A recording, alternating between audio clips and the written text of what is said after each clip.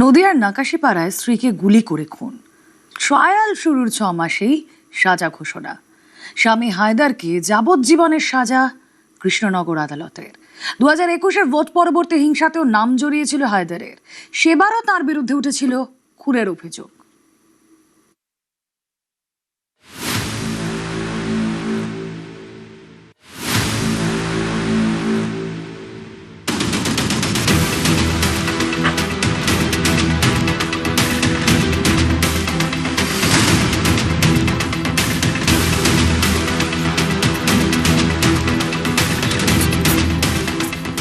একুশের ভোট পরবর্তী হিংসা, সেই হিংসায় নাম জড়িয়েছিল নদিয়ার নাকাশিপাড়ার হায়দার দফাদারের।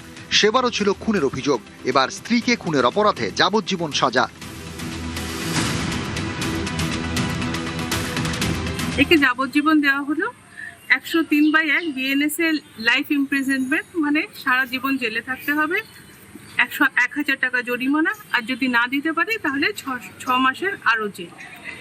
85 বিএনএস এ 3 বছরের কারাদণ্ড, যদি না দিতে পারে তাহলে 1,000 টাকা ওনাকে দিতে হবে। আর 25 আর 27 আর্মস অ্যাক্টে 3 বছরের কারাদণ্ড, সাথে 1,000 টাকা জরিমানা, ডিফল্ট হলে পরে 1 মাসের কারাদণ্ড। এগুলো সব একসাথে চলবে।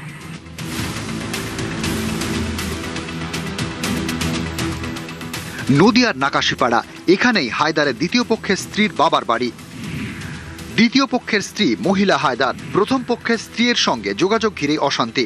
অভিযোগ, এরপরে দ্বিতীয় পক্ষের স্ত্রীকে খুনের ছক। শ্বশুরবাড়িতে স্ত্রীকে গুলি করে খুন করে হায়দার। পুলিশের দাবি, এরপর নিজেকে নির্দোষ প্রমাণের চেষ্টা করে হায়দার। দুষ্কৃতী হামলার গল্প ফাঁদলেও তা ধোপে টেকেনি। পরে পুলিশি জেরায় খুনের কথা স্বীকার। 21/7/2025 তারিখে রাত্রিবেলা 10:15 নাগাদ এই সময় এই ভিকটিম মানে হচ্ছে এই আসামির নিজের ওয়াইফ, তাকে তাড়া করে তার আরেকটা বাড়ি আছে সেখানে নিয়ে যায়। প্রথমে বলে যে তোমার যে সম্পত্তি তুমি বাবার থেকে পেয়েছো সেটা আমাকে লিখে দাও। তো ভদ্রমহিলা রাজি হয়নি। তারপর ভদ্রমহিলাকে তুই আমায় দিবি না, দেখ তোর কী হয় বলে ওকে গুলি করে। হাতে রিভলভার ছিল ওনার লোডেড। এই বছর জানুয়ারি মাসে আমাদের 14 তারিখ থেকে ট্রায়াল শুরু হয় এবং 6 মাসের মধ্যে পুরো মামলাটা শেষ হলো। আদালতের রায়ে খুশি নিহতের পরিবার। মহিলা দফাদার আমার ছোট বোন, আমরা খুবই খুশি। 1 বছরের মধ্যে তার সাজা ঘোষণা করলো মহামান্য আদালত, নাকাশিপাড়ার পুলিশ, সবাই আমাদের জন্য, আইসি সাহেব সবাই আমাদের জন্য 1 বছরের মধ্যে খুব ভালো ব্যবস্থায় করে দিয়েছে। অসম্ভব ধন্য জানাচ্ছি আমরা। হায়দারের পরিবারের যদিও দাবি ফাঁসানো হয়েছে তাকে।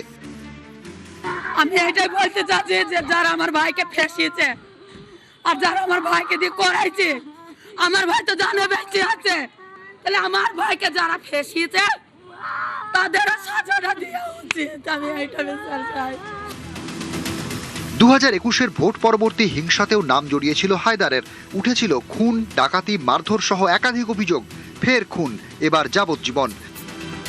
নদিয়া থেকে ক্যামেরায় আদিত্য ভট্টাচার্যের সঙ্গে সমীর রুদ্র, নিউজ 18 বাংলা।